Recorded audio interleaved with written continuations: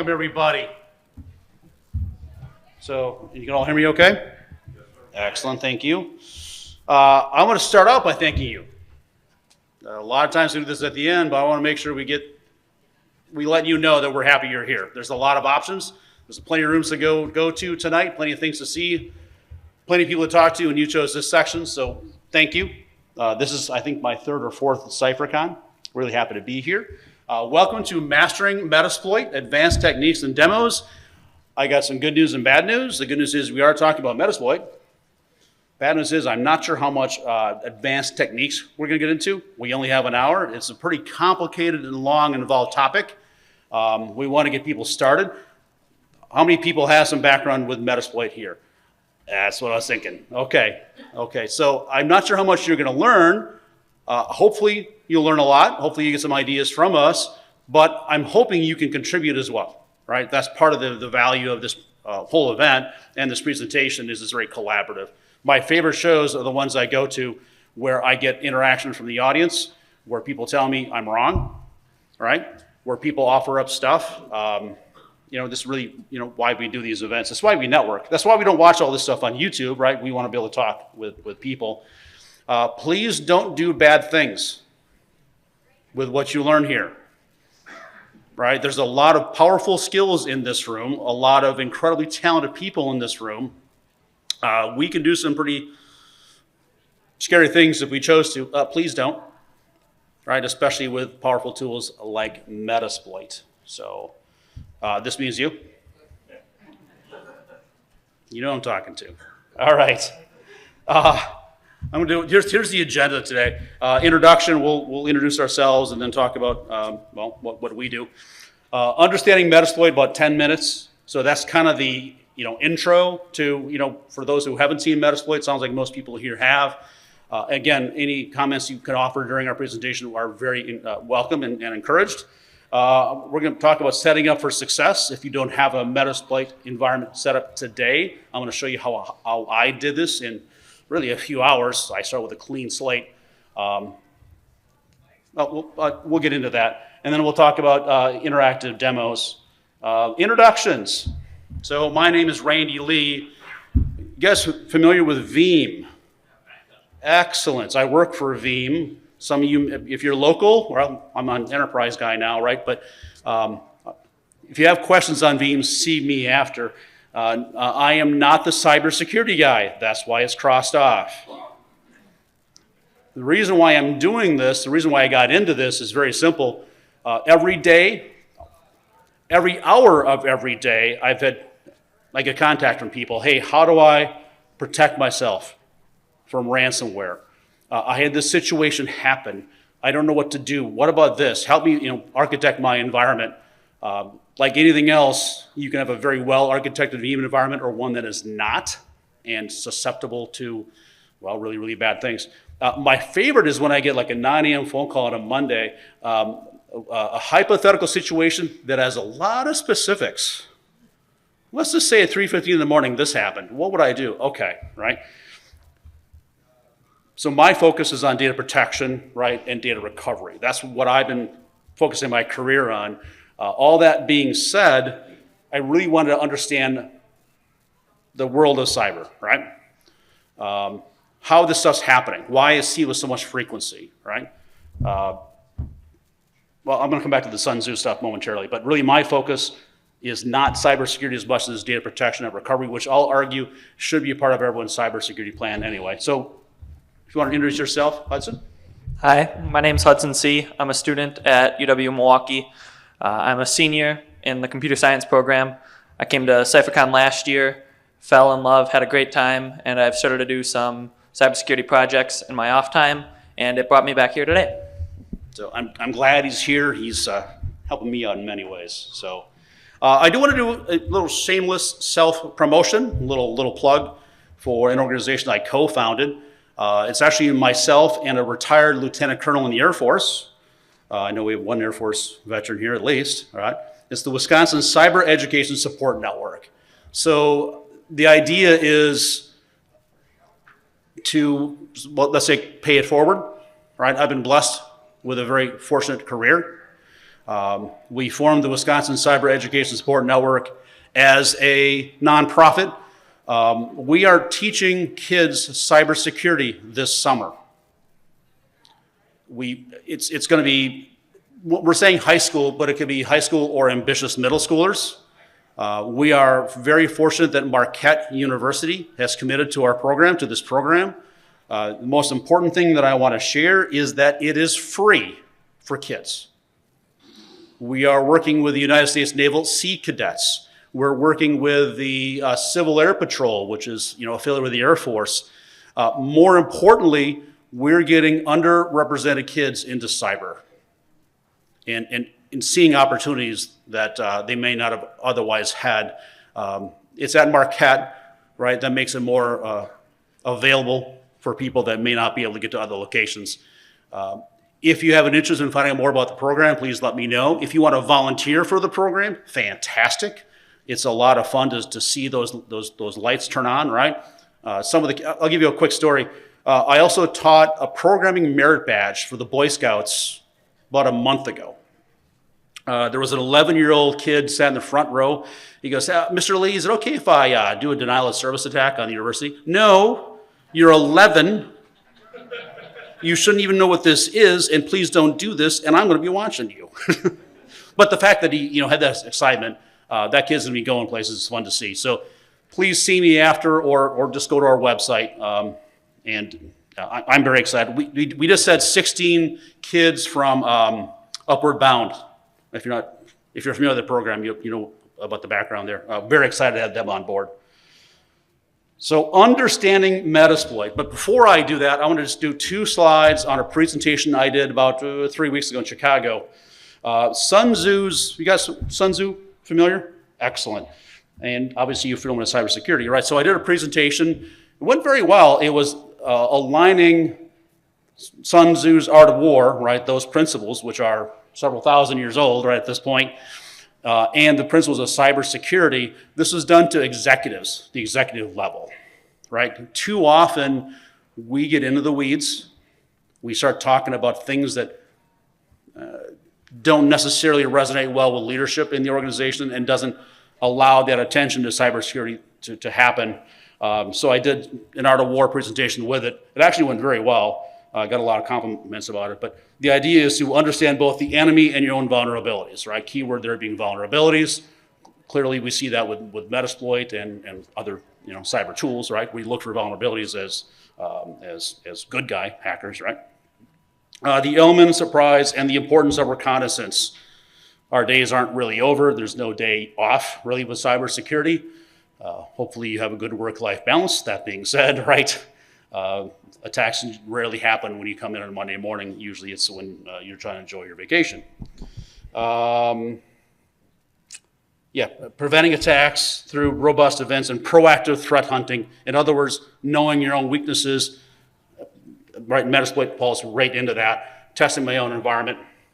And then the value of adaptability in cybersecurity to counter rapidly changing cyber tactics. Again, know your enemy and know yourself, right? If you know the enemy and know yourself, you need not fear the result of 100 battles. I've talked to a number of customers who have been impacted with ransomware and are doing recovery. Little shameless plug for my company. I've seen a lot of success stories with individuals, with organizations that were impacted by a major cyber outage and use Veeam to recover. It's fun when you feel like you're doing something positive in the world, right? The importance of strategy, right? All warfare is based on deception. When you're able to attack, we must seem unable. When using our forces, we must appear inactive, right? You get the idea. It's all about deception. And then the value of flexibility. I guarantee the people I'm seeing different attacks now than I did even a few years ago, right? And then the economy of warfare. I saw a presentation earlier about, how much money do you spend on cybersecurity? It could be an unlimited budget, right, if you let it. If you bought everything that someone sold you on cybersecurity, you're going to go bankrupt and probably still get attacked, right? So it's about the economy of warfare, and I think that's where Metasploit really comes in handy as well, using the same tools that others are using against us. And then preparation and planning. You guys do tabletop exercises? Okay. Highly recommend it. I've led them at a number of organizations. And by the way, are we largely IT professionals here? Anyone in like executive leadership? Okay. Part of the tabletop exercise is to get your executive leaders involved up front so that they don't panic when something bad happens, and it will happen at some point. And also getting your legal and communications teams involved. I always joke that the thing that we need to have on our desk ready to go is like a sign for the door that says, "Leave me alone, I'm fixing it," or something to that effect, because we're always hit up with people that are just asking for updates. Get other people involved, do those tabletop exercises, and see me after, we can talk more about that. So what is Metasploit? Most people here, right? Every hand went up, and that's fantastic. Open source framework for developing, testing, and executing exploits against target systems, right? It serves as an essential tool in the field of cybersecurity. Clearly by the knowledge or the hands that went up here, we recognize that. Enabling security professionals and hackers to assess the security of computer systems. How do we know we're safe, right? I could have a report that says I'm safe, or I can do my own exploit or my own reconnaissance and attack against my environment and test it. So simulated cyber attacks in a controlled environment. The extensive database of publicly known vulnerabilities. I lost track of how many vulnerabilities are listed, several thousand, I think, in Metasploit, and growing. It also allows for the customization and development of new exploits. Its versatility and effectiveness make it a cornerstone in penetration testing. Do we have any professional penetration pen testers here? Got a few? Okay. Excellent, thank you. So why Metasploit? Well, we covered some of that already, right? Open source, customizable. We can launch attacks, right? Its extensive database and capabilities simulate cyber attacks and make it indispensable for security professionals, right? I think we know that. Highly adaptable, highly flexible. It is part of Kali Linux. I'm guessing if you know Metasploit, you know Kali Linux, all right? Anyone not know Kali Linux? It's fine if you don't. How many people have used Kali Linux for more than 10 years? More than 5 years? Yeah. It's a few years ago that I really saw it get big. I'll say right around the beginning of the pandemic, right? And Metasploit is included as part of Kali Linux. We're going to show you a test environment we have set up here, and we're using Kali to get to Metasploit. Yeah, there's a Metasploit simulation, or I should say a screenshot right from my lab environment that we set up a couple days ago. So why is it important, right? We hit on some of this already. Vulnerability assessment, right? Let's find those vulnerabilities. Let's go back to the art of war. It's about reconnaissance. Let's not let someone else find our weakness. We're going to do a patrol of our own and try and find areas that we need to be more prepared for. Penetration testing. I'm glad we have a couple of penetration testers out here. It's hard finding good pen testers. It really is. And if you find good ones, they're very expensive. So if you can do some of this on your own. By the way, I did, and this is kind of interesting. One of the events I cover at Veeam is called Brainstorm. You guys know what Brainstorm? It's a K-12 event in Wisconsin Dells, a very large show. It's schools that have limited budgets. So the emphasis that I try to work on there is, and they're largely Veeam customers, is how do we give them the tools that are affordable, right, open source or anything else that they can use? How do they collaborate with others? School districts have limited IT or limited funding in general, right? But when they're working on IT projects, if they can work with each other, we went through a process of auditing each other. That's kind of where penetration testing came in. No, we're not asking or not teaching IT guys or IT people at schools to be pen testers, but we're giving them some opportunity that they can do some things on their own before they spend their entire budget on outsourced cybersecurity stuff, right? Exploitation, vast database of exploits. So here's the answer I was looking for earlier. So it's 1,677 is what I found in 25 platforms. Now I know that goes up. We find more exploits and some are removed, but we can use that to gain control over systems. And understanding these exploits is super important. Payload creation and delivery. All right, now that I found my vulnerabilities, I know where our weaknesses are. I'm going to try and launch an exploit, and we'll show how to do this safely momentarily. Critical for testing how well our network is. Right? Please be careful with this. It's a very dangerous tool. I'm sorry? Yes, I understand. Development of security measures. Again, where do we need to spend our time? Where do we spend our energy? This will help on some of that. There's a lot of products out there that don't necessarily provide the value, and I'm not going to name names. This hopefully will help you set your priorities. And then sometimes just security research. Sometimes it's just fun to see what you can do, right? Especially if you're in education. You've used Kali at Yes. a lot, I assume. Yeah, quite a bit. Okay. Education and training, right? We talked about that. Community support. Cybersecurity is not an individual sport. Cybersecurity is a team sport. It's a team effort. This is a fantastic event for networking. Do yourself a favor and find 5 people that you didn't know before you came here. Maybe you came here alone, right? Perfect to leave with 5 other names. Keep that handy, and maybe whatever kind of conversation or communications channel you want to use, consider it. We're stronger together, right, than apart. And then the customization and scripting. If you have things that work, I always say, do you need to write a script for everything? Well, no. But if it's a repeatable process, something that I do with great frequency, I'm going to want to script it. Not to mention, there might come a time where I take a day off. I know, we don't get a lot of that in IT, right? But I want to have that process, or just simply remember how we did it. Core components of Metasploit, there are more. The big one is the exploits, right? Let's find out what the vulnerabilities are. And there's a whole list of vulnerabilities, and you'll see some of those when we move forward. Payloads, that's the code that executes. So I have a vulnerability. I'm going to execute a certain code against that, allowing control over it, right? The interpreter, I always have a hard time saying that.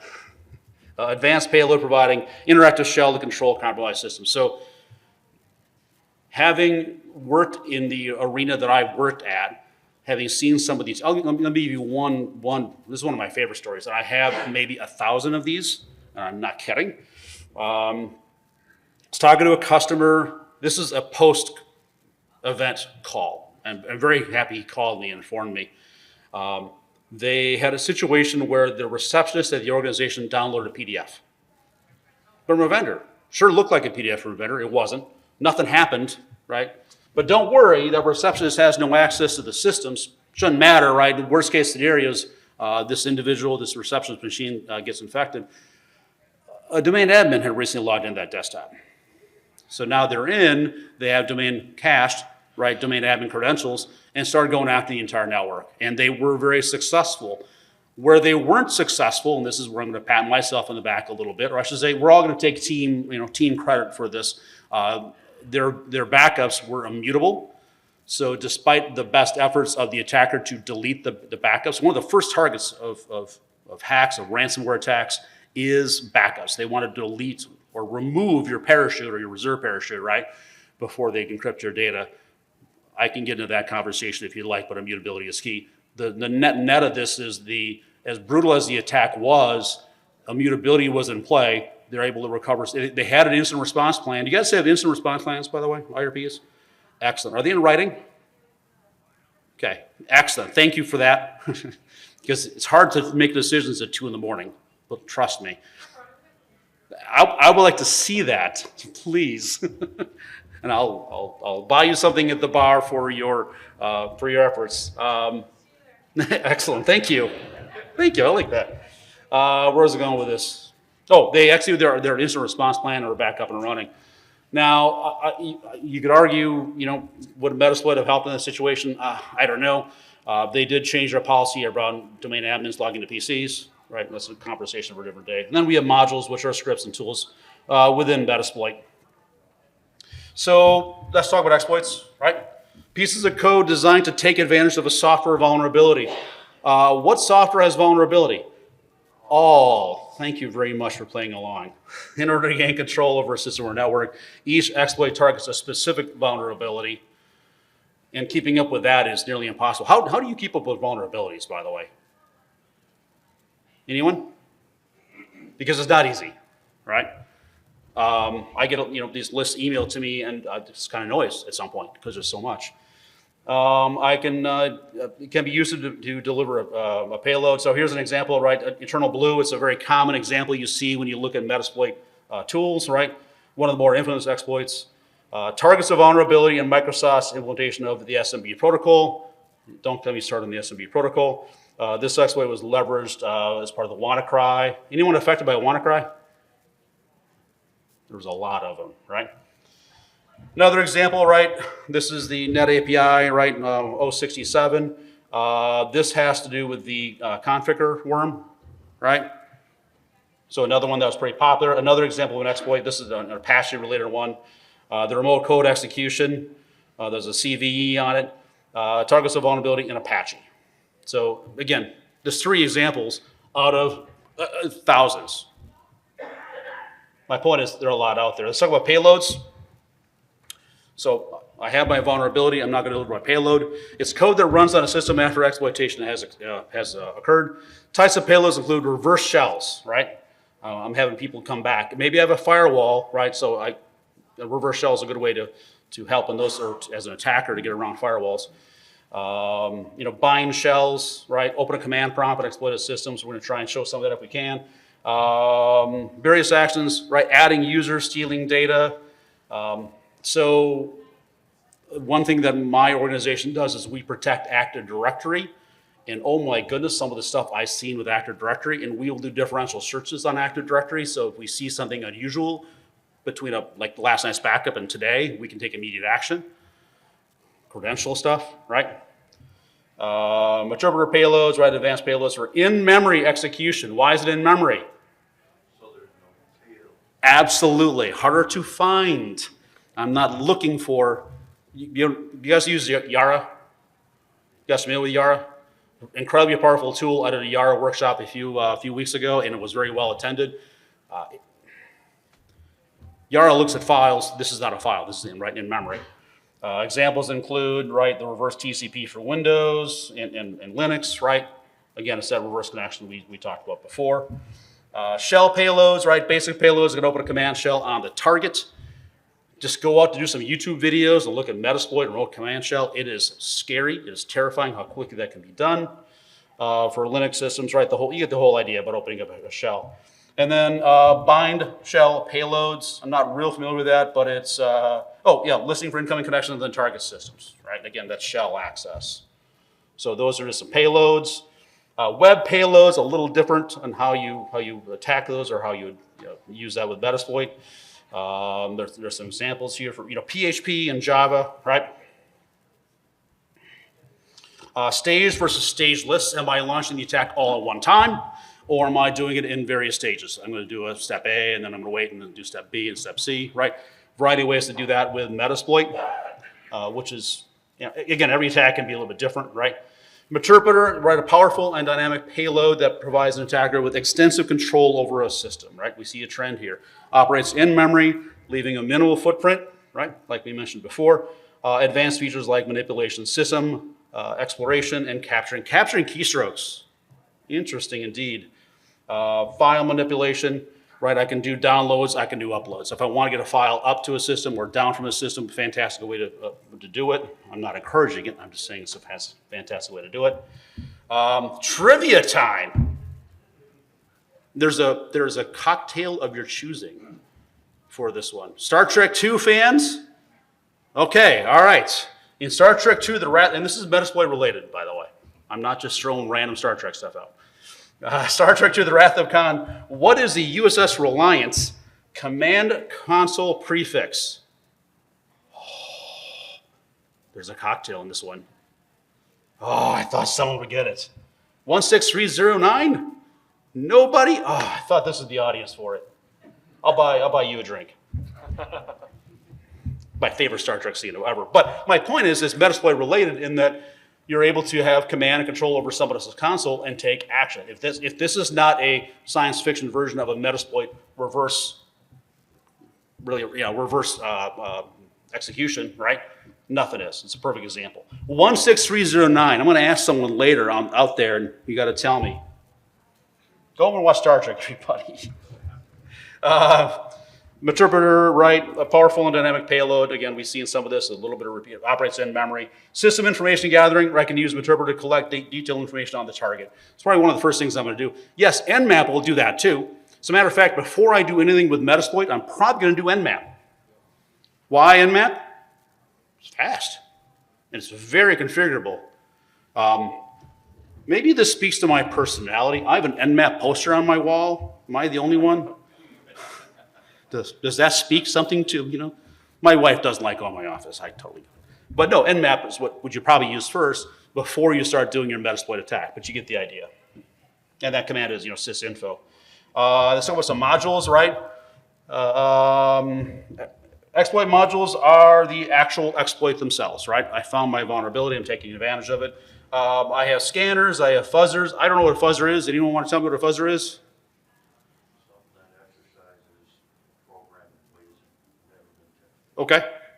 Perfect. Yeah, it executes in a different way, obscure way. Is that a good way of saying it? Okay. Thank you for that. Post-exploit modules for gathering further information, right? I'm in, I want to find some more stuff, I want to get to the next hop. Let's go back to that PC example before. Sure, I compromised a PC. Who cares? The PC user cares, right? But in this case, they're able to take that exploit further. By the way, I have seen just a very large amount of really lazy hackers out there. People that do some just terrible job of ransomware attacks, and we see them quickly and take action quickly. Others, much better, right? The lazy ones are becoming fewer and farther between, and now these better attackers are becoming legitimate businesses with less than ethical, you know, process. Let's talk about setting up for success. All right, there's a bunch of answers here, and I actually struggled on this a little bit. I'm just going to focus on a very simple environment. It's one that I built in several hours on my notebook here. I have a home lab that's far more complicated. I was talking about bringing the home lab in, and as I'm talking to Hudson about it, I'm like, I can't just bring in a switch and all these servers, and they're breaking my back. It'll probably be snowing. Let's just build up a small environment on my notebook to show just how easy it is. A little different element. By the way, I'm running Proxmox at home. You know I'm running Proxmox? Nice. I've gotten more questions about Proxmox in the past few months than past 5 years with the changes in the VMware. Conversation for a different day, right? In this case, we're going to do a type 2 hypervisor. Type 2 hypervisor simply means it's going to run an operating system, right? It's not Proxmox, it's not ESXi, it's not, whatever you have in your home lab. We're going to have Kali Linux. So on my notebook, I have a hypervisor. We'll come back to that, Kali Linux, and then a target. When I was originally setting this up, I was going to build our own this complicated environment. And he was like, why not just use Metasploitable 2? Oh, yeah, okay, sure. It makes it a lot easier, doesn't it? Right? It's my ability to do a test environment without having to go build, vulnerable systems. I'm going to come back to that in a little bit. I don't care what hypervisor you use. Right? Maybe use VirtualBox. Maybe use VMware Workstation Player. They both work very well. I'll talk about the differences on the next slide. I almost went with VirtualBox, but I do so much work with VMware. I'm comfortable. We're a VMware partner. VirtualBox and VMware Workstation Player are both very popular Type 2 hypervisors. They work really well, right? As far as the differences go, right, I generally tell people use VirtualBox if you want an open source, right, application. I need some cross-platform support. Maybe I'm doing some Mac stuff. Or, right, in my case, I went with VMware Workstation Player. It's VMware, right? They're on a long time. There's some complexity that that they'll address. I'm just using the free version. I'm doing that for a purpose or a specific reason here. VMware might be preferable if you're already using VMware in your production environment. So maybe, right, if you have a VMware environment now and you want to get into Metasploit, get into some of these testing, learn some of this stuff, maybe you just go with a completely isolated environment, and there's a topic on that coming up too, and use a very remedial, if you will, implementation of this.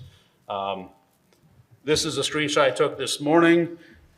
Does anyone have any issues with anything they see as far as these settings? Yeah, that's a loaded question. Anything that you would change? I'm really pointing at that NAT setting. If I'm building a test environment to test really, really bad things, I probably don't want to do that on my environment that is not isolated. So in this case, and then, by the way, there's a debate, if I can't go to the internet, how do I update, right? So, yes, please. So I've dealt with that problem before. So usually you'll assign two network interfaces. Yeah. I use Vagrant to spin up my environments, so that'll create an ad interface. Yes. And then you spin up another private network only interface. Yeah. For just your thing. And then you change the routing so you can Yes. route out on the network. Absolutely agree, but that's a lot of work. Vagrant and semi-automate, I would choose automate. Yeah, yes, automation I think is huge. Yeah, enough said on that. I actually switch back and forth between that and host only, right? So, go ahead. Just manually go in and disable the net interface too. And the Yes. Yeah, all solid answers. I like that. The way I chose for simplicity, right, is to do host-only networking. Host-only allows for secure testing, ensuring your activities remain confined to your virtual environment. By the way, when I first put Metasploitable 2 on my environment, it was natted. Whoa, wait a minute, what am I doing here? I'm taking an incredibly bad environment and putting it on with everything else, so I immediately changed that. Probably wasn't going to be a risk, but don't care. Kali Linux, how long does it take to install Kali Linux? It takes longer to the update. What's that? Absolutely, correct. There's a bunch of options there. This is just one way to install it. I have multiple Kalis running at home, but in the case of my notebook here, I just downloaded the ISO, created a new virtual machine, right? I selected the ISO. I didn't change many settings, right? Like I could. There's some compute resources consumed by Kali, right? Configure the installation widget and go, right? So really easy. So now we're at around 10, 15 minutes from installation, right? I'm going to try to show how easy this is. That's what it looks like on my desktop. We'll fire this up momentarily. And never ever change the root password, leave it Kali. No, the first thing you should do is change the root password. I have not done that, Kali. But yes, please change that. Metasploitable 2, again, I mentioned this before, I was going to build this environment with bad VMs and bad targets, and there's just a lot of work to do, especially when someone else has done the work for us. You guys use Metasploitable 2? Excellent. I see a few hands. That's fantastic. It's a deliberately vulnerable VM. So I'm glad they use the word deliberately as opposed to all the vulnerable VMs we don't have deliberately. There's a key word in there. Contains numerous intentional security flaws across applications. So if you want to get into Metasploit, this is a fantastic way to get started. Again, personal opinion, right? Use host only. Must be used in a safe, isolated network to prevent unintended risks. Maybe even take it a step further, just have a completely separate network. Whatever you want to do, right? I'm not here to tell you how to secure a network, but I did have someone that I work with, I'm not going to say his name, playing around with some stuff, and thank goodness he also had a very good Veeam environment. We'll leave it at that. So again, test environment provides a secure place to do penetration testing and research. Metasploit instance, right, is downloadable at one of the Rapid7 links. Rapid7's here. Anyone from Rapid7 in the room? All right, good. Yeah. Yeah, just download it. I didn't do any changes on mine. I think some people have, yes. Don't they also have VM image Yes. copies that you can? Yeah, there's a, go to the download. There's multiple ways to do it. I think I did a VM image actually, now that I think about it, right? That's easier because I'm not worrying about all the settings. So the easiest way is to, use a virtual machine, right? Default logon is MSF admin and MSF admin.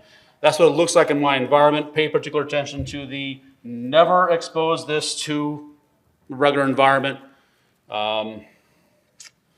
Yeah, I'll tell you the story sometime about a guy who brought in a Netgear router into our office. And all of a sudden it became the DHCP for everything. How long did it take us to figure that out? It was a door-to-door or desk-to-desk search. And every desk I went to, I get more angry. So that's the idea here, keep it isolated. Do you want to talk about some of the exploits? Sure.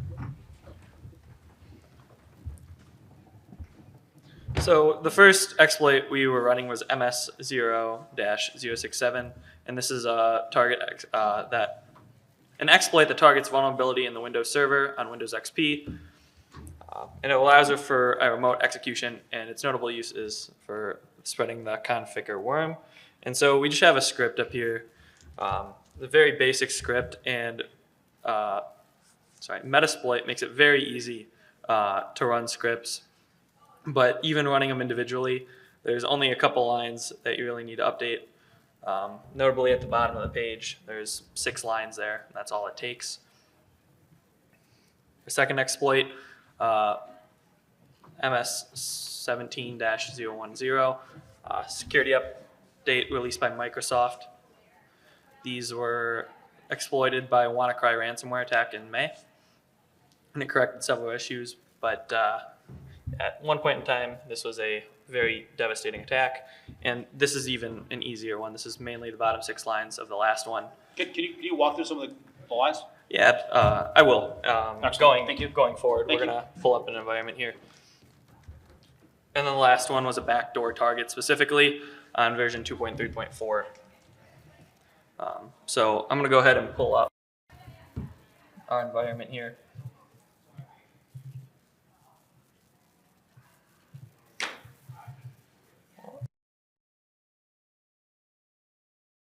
Pad is all sensitive. All right. Oh, okay, so we can even search our first exploit here. And we can see we only have 2 options. The first one is a search, and the second one is our actual exploit, and it makes it very easy. Use and then the number. And we've already loaded up our payload here. So showing options, we can see what port we're attacking, and we don't have an IP host set, but extremely easy, our host, and then our IP number here.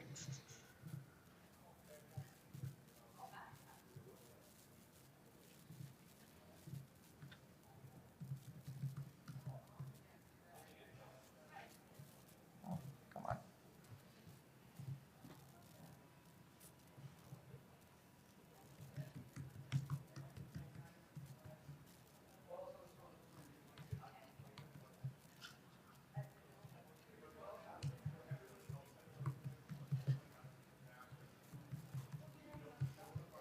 And if we show options again, we can see that it is set here.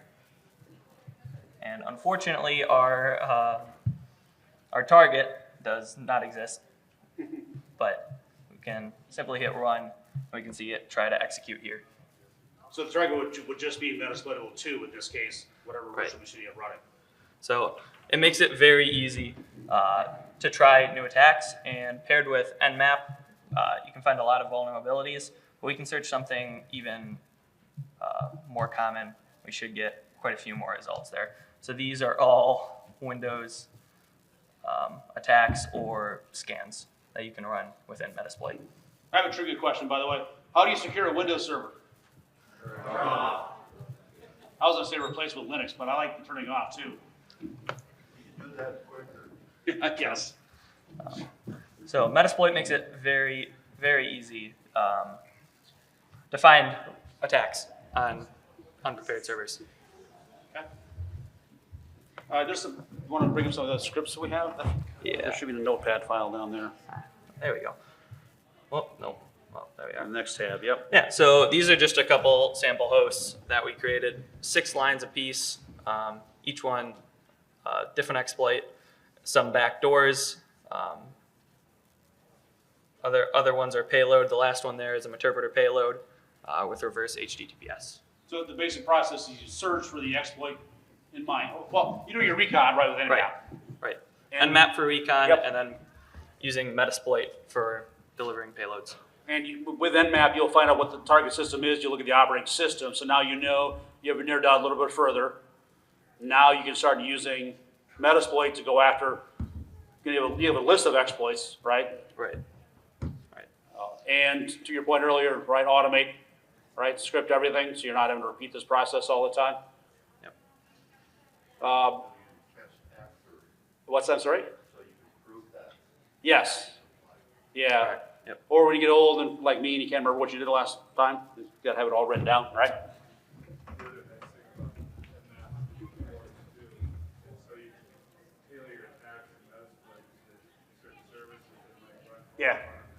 Yeah, that's a good point. So use Nmap to find open ports. And Nmap is fast, really fast. That allows you to become more specific with your Metasploit attack, because now I have limited the scope of my attack or scan, right? What other tips and tricks do we have from Metasploit users out here? I'm sure there's a ton. Don't believe the banner on the board. What's that? You get a banner on a board, don't believe it. This, okay. The idea is someone may change the banner to say something different to be misleading? Okay. Okay, yes? Just a comment about Nmap actually. So Please. maybe recap. Be careful because it's so fast you can DDoS your network. Lock down our entire network one because Okay. I didn't follow. Okay. So be careful with your Nmaps again.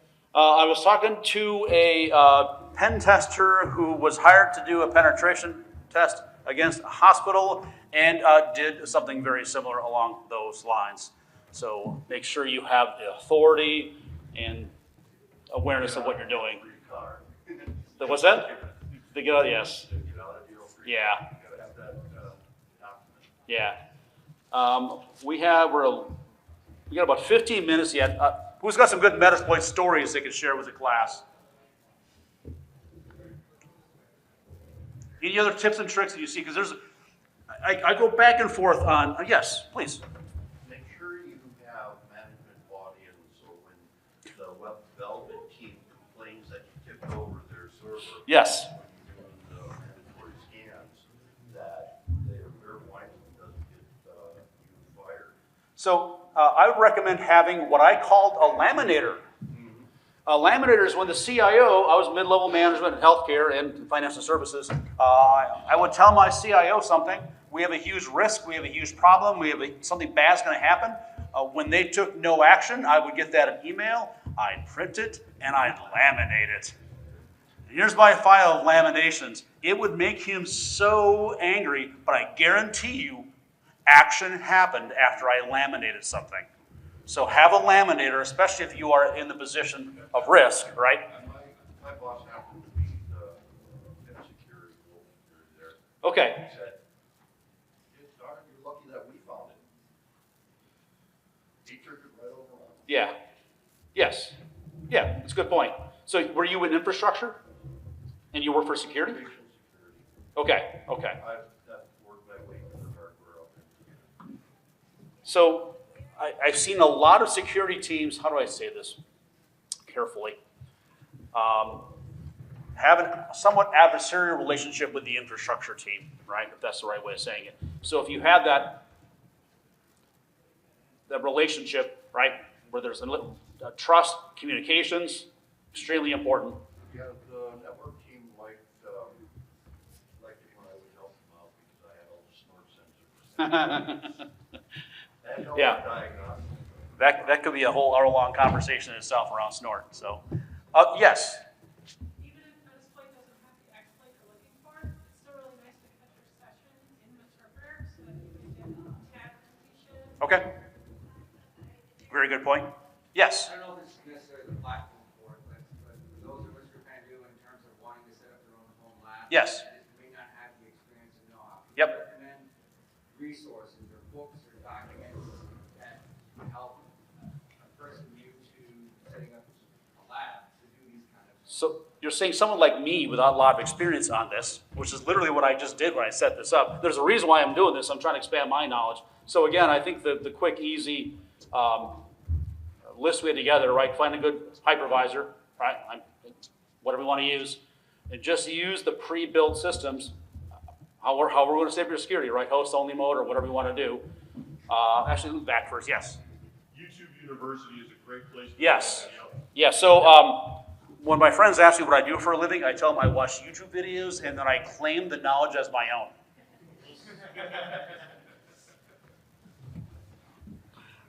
Yes. So not Metasploit specific, but I'm big into automation and sandbox environments. So I'm a big fan of Vagrant, Vagrant. Okay. So there is a Vagrant. If everybody knows what Vagrant is, it's a tool that lets you spin up sets of virtual machines very quickly. It runs in Windows, it runs in Linux, it runs in Mac OS. You can use different hypervisors. You can use HyperVM Windows or VirtualBox, KVM or VirtualBox. Okay.